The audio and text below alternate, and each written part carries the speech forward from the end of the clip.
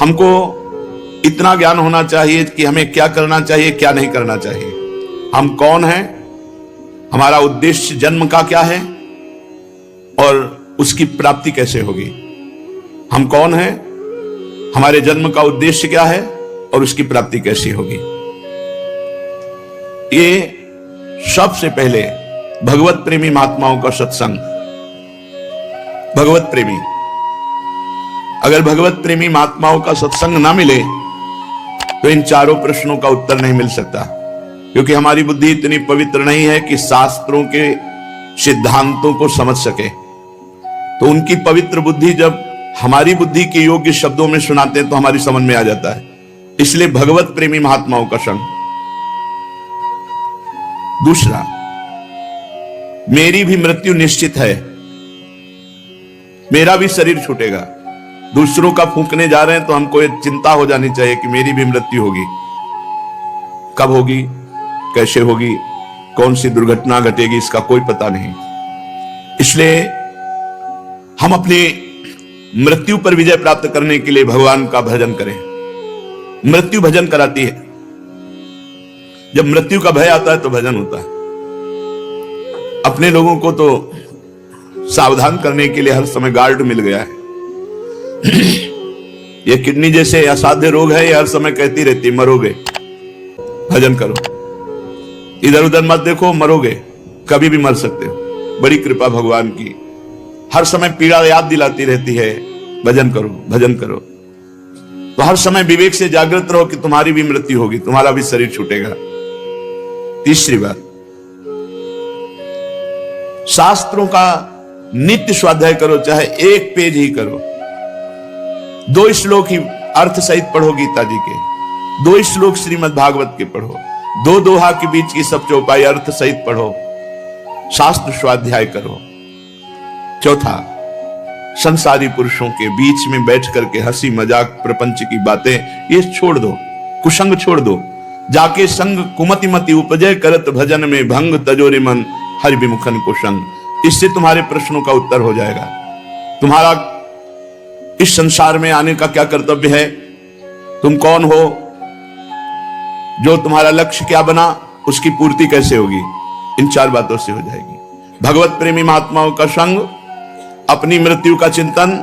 नारायण स्वामी कहते हैं, यदि तुम्हें परम कल्याण चाहना है तो 2 को मत भूलो, श्री भगवान को और मृत्यु को। मरना है आज नहीं तो पता नहीं कौन सा क्षण होगा जिस समय शरीर छूट जाएगा, सब यही रह जाएगा, सब पूरा प्रपंच। कोई तुम्हें याद नहीं करेगा, और याद भी करेगा हम नरक में हैं तो क्या होगा उसकी याद से। शास्त्रों का स्वाध्याय, विषयी पुरुषों से वैराग्य। विषयी पुरुषों के बीच में राग युक्त होकर बैठना, हंसी मजाक, ये सब प्रपंच, ये हमारी भक्ति को क्षीण करता है। देखो, जैसे राजा विजयी होकर राज सिंहासन पर बैठता है तो पूरा राज परिकर उसके अधीन हो जाता है, मंत्री, सेनापति, सेना, खजाना, सब वैभव। इसी प्रकार विवेक और अविवेक ये अपने अपने राजा हैं। जहां विवेक जागृत हुआ और स्वरूप सिंहासन पर बैठा जीव, उसी समय आनंद, परमानंद, विज्ञानानंद, घन सिद्धियां, सब कुछ सब लुट जाते हैं उनके चरणों में। और ऐसे ही अज्ञान जहां राजा बना हृदय में, तो काम, क्रोध, लोभ, मोह, मद, मत्सर, ईर्ष्या, दुनिया का प्रपंच, सब उसके पाप का खजाना, ये सब एकत्रित हो जाता है। इसलिए अपनी सदगति के विषय में सोचो। जब तक तुम स्व में स्थित नहीं होगे, तब तक बच्चा ही थे तो एक प्रश्न किए थे कि अभिमान तो त्यागना चाहिए, लेकिन स्वाभिमान की रक्षा करनी चाहिए, स्वाभिमान नहीं त्यागना चाहिए। बहुत तो प्रारंभ में नैष्ठिक ब्रह्मचर्य के समय, तो उस समय भी भगवत कृपा से विवेक जागृत था। तो हमने कहा, स्व को आपने कहां से लिया, जाति पक्ष से, देह पक्ष से, या स्वरूप पक्ष से? अब वो तो संसारिक धरा के थे, तो उनका नहीं, हम कह रहे स्वाभिमान। तो स्व अभिमान, स्व कहां स्थापित किया आपने? देह भाव में स्थापित किया, जाति पक्ष में, कुल पक्ष में। तभी तो आप उसकी रक्षा के लिए कह रहे हो कि स्वाभिमान की रक्षा करनी चाहिए। स्व की रक्षा करने की जरूरत नहीं, स्व सुरक्षित है। स्व सुरक्षित है। नैनम छिन्नन्ति शस्त्राणि नैनम दहति पावका न चैनम क्लेदन्त्यापो न शोषयति मारुता। तुमने स्व को गलत जगह लगा रखा है। देहाभिमान में तो उसको सोचते हो कि मेरे देहाभिमान की रक्षा हो, ये अज्ञान है। स्वा में जब पहुंच जाओगे तो स्वा के सिवा कुछ है ही नहीं, तो किससे किसकी रक्षा करनी?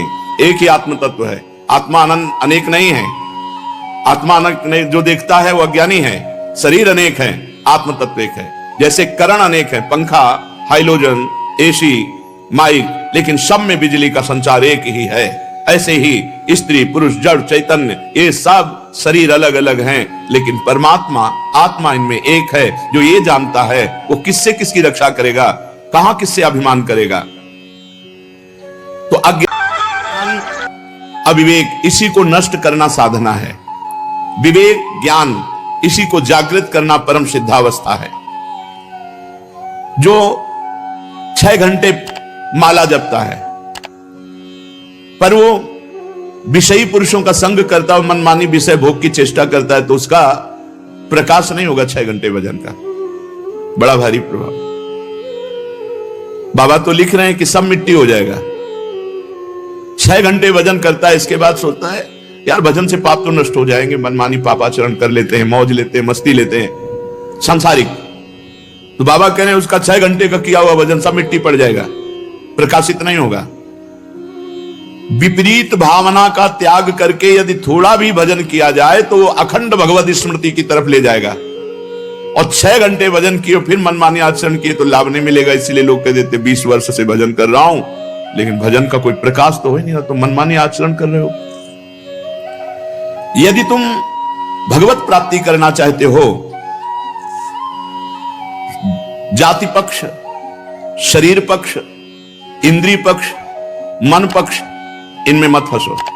मन से अपने को अलग देखो, जाति से अपने को अलग देखो, शरीर से अपने को अलग देखो, इंद्रियों से अपने को अलग देखो, तभी तुम इन पर शासन कर पाओगे। एक व्यवस्था है, जैसे बड़ा भाई छोटा भाई, तो छोटा बड़े के पैर छूता है, ये हमसे बड़े हैं तो बड़े हो गए क्या? ये तो एक व्यवहारिक भेद है, एक व्यवहारिक भेद है, वर्णाश्रमिक व्यवहारिक भेद है, ये सत्य नहीं है। क्योंकि सत्य वस्तु तो एक है और वो वासुदेवा सर्वम, भगवान ही भगवान है, दूसरा कोई है ही नहीं। व्यवहार पक्ष में वर्णादि की व्यवस्था का, तो जब हम परमार्थ में चलने के लिए, तो फिर हम इस बात को स्वीकार नहीं करते। शरीर धर्म को, शरीर जाति को, हम भागवतिक बात को स्वीकार करते हैं। हम सब एक परमात्मा स्वरूप हैं, हमारे सबके शरीर एक ही पंचभूतों से बने हुए हैं। कुमार के यहां छोटा सकोरा, बड़ा सकोरा, इसके बाद तसला मिट्टी का, घड़ा मिट्टी का। अब उसमें चारों में कोई गर्व करे कि हम बड़े हैं तो केवल आकार की बात हो सकती। मिट्टी तो सब में वही है, बनाने वाला कुमार भी एक ही है, चाक भी वही है जिसपे चढ़ाए गए, और जो बनाए वो मिट्टी से, और जो बनाने वाला वो वही एक है। हमें बनाने वाला एक है, हमारी सबकी मिट्टी एक है, हम सब एक ही चाक में चढ़े हुए हैं। छोटे बड़े ये व्यवहार का भेद है। परमार्थ में इसको स्वीकार नहीं किया गया। परमार्थ में एक बात स्वीकार की गई है, सब में श्री भगवान, सिया राम में सब जग जानी, करो प्रणाम जोरी जुग पानी। अपने भगवत मार्ग में चलने वाले को बहुत सावधानी रखें। सब हमारे और कोई हमारा नहीं, ये हमारा सूत्र है। सब हमारे और कोई हमारा नहीं, कोई हमारा नहीं सांसारिक भेद में, सब हमारे भगवान के रूप में, सब हमारे प्रभु है। नाते नेह राम के मनियत, सुहृद सुसेव्य जहां लो, अंजन कहां आंख जई फूटे, बहुतक कहो कहां लो। क्या फायदा हमारी दृष्टि नष्ट हो जाए इस बात से, अमुक जाति, अमुक पक्ष, अमुक अमुक। एक ही छतरी के नीचे सब रह रहे हैं, नीली छतरी के नीचे सब रह रहे हैं। जहां भी चले जाओ नीली छतरी मिलेगी, और इस नीली छतरी को बनाने वाला भी, श्याम छतरी को बनाने वाला भी एक ही है, वो बनने वाला भी एक ही है। ये बीच का जो व्यवहार है, परमार्थ में इसकी मान्यता नहीं है। भाई सच्ची बात मान लीजिए, जाति पाति कुल कर्म धर्म व्रत संस्कृति हेतु अविद्या नासी। हमारे सेवक जी कहते हैं अविद्या के अंतर्गत है, विद्या के अंतर्गत नहीं है। बेमतलब की ठसक, बेमतलब का घृणा भाव, दोनों बातें। बेमतलब की ठसक की हम बड़े, और उनको बेमतलब का घृणा भाव की छोटा। हम कहते हैं व्यवहार की व्यवस्था है, परमार्थ में नहीं। चातुर्वर्ण्यम मया सृष्टा गुणकर्म विभागसा, भगवान ने कहा है, ये व्यवहार के लिए। जैसे बड़ा भाई, मंजूला भाई, छोटा भाई, लेकिन वह है सब एक पिता के, है सब एक पांच भौतिक बने हुए। जब हम परमार्थ में चलते हैं तो ना अपने शरीर की जाति पक्ष को देखें न सामने वाले की, हमें भगवत मार्ग में चलना है। भगवान की बड़ी कृपा सुलझे हुए परब्रह्म स्वरूप सदगुरुदेव मिले। गुरु कृपा से ही ये देहाभिमान, देह भाव, जाति पक्ष, ये सब बहुत बड़े जंजीरें हैं, ये जीव को बांध कर रखती हैं अविद्या में। सेवक जी महाराज करे, जाति पाति कुल कर्म धर्म व्रत संस्कृति हेतु, ये आवागमन का हेतु है, ये अविद्या नासी हित जो महाराज ने कृपा करके इस अविद्या का नाश कर दिया। जब साधक साधना में चलता है तो उसे शरीर बहुत प्यारा लगने लगता है। अपने शरीर के सुख सुविधा, खान पान, ऐसा शरीर की रक्षा करना चाहते हो, हृदय को गंदा करते हो, हृदय को सुरक्षित रखना नहीं चाहते, फिर कैसे तुम्हारी परमार्थ की यात्रा बढ़ेगी? उचित शरीर को भोजन दे दो, उचित पवित्रता रखो, और मेन प्रधान बात है हृदय की पवित्रता। हृदय को सुरक्षित रहे, हृदय हमारा काम आदि दोष से, अहंकार आदि दोष से ग्रसित ना हो जाए। शरीर को शुद्ध करना बाह्य पवित्रता है, हृदय को शुद्ध करना भगवत प्राप्ति का हेतु है। जल और रज के स्पर्श से बाहरी पवित्रता शरीर की होती है। साबुन से चाहे जय बार हाथ धो, थोड़ा रज का स्पर्श जरूर होना चाहिए। अगर रज का स्पर्श नहीं, ज्यादा मत करिएगा, नहीं नालियां जाम हो जाएंगी। वो आजकल के ऐसे थोड़ी रज तो बाद में, ऐसे बिना रज के पवित्रता नहीं, बिना रज के नहीं। पवित्रता है, शरीर पवित्र, हृदय पवित्र, वाणी पवित्र, तो परम पवित्र भगवान का सतत स्मरण होता है। आप देखो 10 दिन पवित्र रह के देखो तो आपको छूने की इच्छा नहीं होगी किसी को, और जीवन पवित्र रखो तो शरीर से आपका वैराग्य हो जाएगा। पवित्रता शरीर वैराग्य, अपवित्रता शरीर में दृढ़ राग। वाणी की पवित्रता, अब जो मनावा सो बोल रहे हैं, बस वाणी है तो बोल, नहीं संभाल के बोलो। बातें हाथी पाइए, बातें हाथी पाओ, उससे वाणी की पवित्रता। सोच समझ के बोलो, नहीं मौन रहो। और राग, द्वेष, ईर्ष्या, अहंकार, काम, चोरी, हिंसा, व्यभिचार, इनके त्याग से हृदय पवित्र होता है। ये गंदी बातें सब नहीं, इससे हृदय पवित्र होता है। जितना सत्संग करोगे, विचारवान रहोगे, सहनशील रहोगे, नाम जप करोगे, उतना ही आपका अध्यात्म बनेगा। प्रायः लोग भजन करने वाले चूक कर देते हैं और क्रोध कर लेते हैं। क्रोध करने से 1 महीना के भजन में आपके क्रोध का प्रभाव ढक देगा जाके। पूज्य पाद उड़िया होगा। पाप का चिन्ह है क्रोध। जिसमें क्रोध है वो चाहे कोई भी हो, उसे समझना चाहिए अभी अंतःकरण पूर्ण पवित्र नहीं हुआ। क्रोधी मनुष्य का आध्यात्मिक उत्थान नहीं होता। विशेषतया गुरुजनों और श्रेष्ठ जनों की बातों में, उनके निर्णय में क्रोध नहीं करना चाहिए। भजन करना कठिन, करके बचाना कठिन, और बचा के पचाना कठिन। ये बड़ी सुनहली पगडंडी है भगवत मार्ग की। इसमें बहुत संभाल संभाल करके पग रखा जाता है। ये निठल्ले आदमी जो हैं, जो दूसरों के गुण दोष देखते हैं, दूसरों की निंदा करते हैं, दूसरों की चुगली करते हैं, दूसरों पर क्रोध करते हैं, गंदी भावना रखते हैं, ना ये ज्ञानी है, ना ये योगी है, ना ये भक्त है, प्रपंची है, निठल्ले हैं, कायर है। पूज्य पाद उड़िया बाबा सिद्ध महापुरुष है। भक्त सब जगह भगवान को देखता है तो क्रोध कैसे कर सकता है? उमा जे राम चरण रत विगत काम मद को निज प्रभु में देखें जगत, केशन करें विरोध। भक्त के अंदर तो, और ज्ञानी आत्मस्वरूप है, द्वैत है नहीं, तो क्रोध किससे? और योगी परमात्मा स्वरूप है, तो योगी, ज्ञानी और भक्त, इनमें ना क्रोध होते, ना राग द्वेष होते, ना निंदा स्तुति, ना चुगली करने, ये सब निठल्ले कायर जो होते। भजन है नहीं तो प्रपंच करते रहते। गीता का एक श्लोक मैंने अपने जीवन में बहुत इससे लाभ लिया और मुझे बहुत पसंद है, और सब साधकों को इसका उपयोग करना चाहिए। अभ्यास योग युक्तेन चेतसा नान्यगामिना परमं पुरुषम दिव्यम याति पार्थानुचिंतयन। हे अर्जुन, ऐसा अभ्यास कर लिया जाए कि मन हमारा अन्यत्र कहीं जाए ना, चित्त हमारा कहीं अन्यत्र जाए ना, निरंतर इष्ट में के चिंतन में, मनन में लगा रहे। यदि ऐसा अभ्यास कर लिया गया तो परम पुरुष दिव्य परमात्मा की प्राप्ति इसी से केवल हो जाएगी। पार्थानुचिंतन, केवल चिंतन मात्र से भगवत प्राप्ति। ऐसा अभ्यास साधक को करना चाहिए हर क्षण अपने इष्ट का चिंतन हो, इसी से परम पुरुष दिव्य परमात्मा की प्राप्ति हो जाती है। एक सुंदर प्लानिंग करना चाहिए। कैसी प्लानिंग? कि कल को यदि हमारे देश में ऐसी स्थिति आई, क्या उस स्थिति के लिए आप रेडी हैं?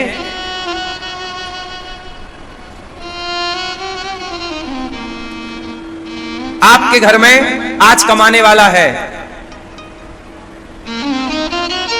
और भगवान ना करे, कई बार ऐसा होता है बहुत लोगों के घर में कि जो कमाने वाला होता है उसी की मृत्यु हो जाती है। ऐसा होता है कई जगह, हाँ या ना? तो जब कमाने वाला ही चला गया तो परिवार बिल्कुल बिखर गया। फुटपाथ कर लो, भविष्य की एक बढ़िया सा घर बनवा लो, एक छोटा मोटा प्लॉट लेके डाल दो, मुसीबत में काम आती हैं प्रॉपर्टियां, हाँ या ना? एक आध खेत लेके डाल लो, काम आती हैं चीजें भविष्य में। कल को कमाने वाला चला गया और बच्चे दो हैं, अब पढ़ाना लिखाना कैसे, कौन देगा पैसा? 3-3 हजार रुपए तो फीस होती है स्कूलों की, 4-4 हजार रुपए फीस होती है। और कुछ लोग तो घर भी नहीं बना पाते और कमाने वाले की चली मृत्यु हो गई। अब किराए के घर में और 2 बच्चे हैं, वो अकेली महिला। सुनो, समय अच्छा होगा तो सारे लोग सपोर्ट करेंगे, समय बिगड़ेगा तो कोई ना पूछने आएगा कि तुम्हारे घर में दीपक जल रहा है या नहीं, चूल्हा जल रहा है कि नहीं। समय रहते जो समय का, पैसे का सदुपयोग करता हो वो समझदार है, और जो समय रहते पैसे का और समय का दुरुपयोग करे उससे बड़ा मूर्ख कोई नहीं। हाँ या ना? क्या कहते हैं आप लोग? कितने लोग सहमत हैं मेरी बात से? समय रहते एक अच्छी प्लानिंग कर लेनी चाहिए। बोलो हाँ। समय का भरोसा, अच्छी प्लानिंग करो, अपने लिए अच्छा सोचो।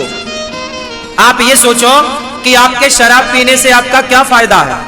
हर शराब पीने वाले आदमी से मैं प्रार्थना करता हूं, बस आप ये बताओ मुझे कि आपके शराब पीने से आपका क्या फायदा है, आपके गांजा पीने से आपका और आपके बच्चों का क्या फायदा है, चरस अफीम का सेवन करने से आपका और आपके बच्चों का, परिवार का क्या फायदा है? क्यों अपने परिवार को, अपने बच्चों को अंधकार में डालते हो? क्यों अपने भविष्य को अंधकार में डालते हो? क्यों अपने पांव में कुल्हाड़ी मारते हो? एक बेस्ट प्लानिंग हो। गरीबी बहुत बड़ा मुद्दा नहीं है, एक अच्छी प्लानिंग ना करने से आप सदा गरीब रह जाते हैं। आप एक अच्छी प्लानिंग कर लेंगे अपने भविष्य के लिए तो आप गरीबी से बिल्कुल जल्दी उबर जाएंगे। गरीबी से जो उबरता है वो गरीबों की भी कदर करता है। मैं चाहता हूं कि हमारे देश में गरीबी से हम सब उबर जाएं, लेकिन उसके लिए ना तुम्हें सजग होना पड़ेगा। व्यक्ति, जो लोग अपने एक एक रुपए का सदुपयोग करते हैं वो कभी पैसों के मोहताज होते ही नहीं हैं, वो कभी किसी चीज के मोहताज नहीं होते, क्योंकि वो अपने धन का सदुपयोग करते हैं। बर्बाद वो हो जाते हैं जो दुरुपयोग करते हैं। और पुरुषों से एक बात कह दूं, जो कमाया करो अपने खाते में ही रखा करो, ना तो भाई को देने की जरूरत है ना परिवार में किसी और को, क्योंकि दुनिया लेने के लिए तो दोनों हाथ फैलाए खड़ी है, और जब आप ही अपनी संपत्ति मांगोगे तो लोग ठेंगा दिखा देंगे आपको, ये रहा, क्या दिया तूने, चल निकल जाए यहां से। ये सच्चाई है, आप मानो मत मानो, तुम कितना भी अपने भाई के लिए कर लो, करना चाहिए, अच्छा है, परंतु जो आप कमाते हो महीने का 1000, 10,000, लाख, 2 लाख अपने पास रखो। कल को आपको जरूरत पड़ गई तो कोई ना देगा, जबकि कमाई आपकी है। एक महिला की मैं हिस्ट्री सुना तो उसने बताया, एक महिला थी, वो सरकारी जॉब करती थी, सरकारी कर्मचारी, अच्छा खासा 70-80 हजार रुपए महीना कमाती थी वो। उसको लगा कि मेरा परिवार तो अच्छा है, मेरा भाई अच्छा, मेरी बहन अच्छी, मेरी माँ, मेरा बाप सब अच्छा, ठीक भी है। उसने कमाया और कमा कमा करके सारी उसके घर में उसके भाई के नाम पे 4 एकड़ जमीन, उसकी बहन के नाम पे 2 एकड़ जमीन, सबकी जमीन जायदाद हो गई। फिर हुआ उसको जरूरत पड़ी किसी काम को, अब उसने अपने लिए कुछ प्लान किया होगा, तो उसने अपने लोगों से मांगा कि भाई जो पैसा है वो दे दो। बोले कहां पैसा है? बोले जमीन आ गई है। बोले जमीन किसके नाम पे? बोले उनके नाम पे, तुम्हारे नाम पे कुछ नहीं। ऐसा होता है। तुम ज्यादा, गन्ना बहुत मीठा होता है इसलिए कोल्हू में पेरा जाता है। जो ज्यादा मीठा होता है वो अपना नाश कराता है।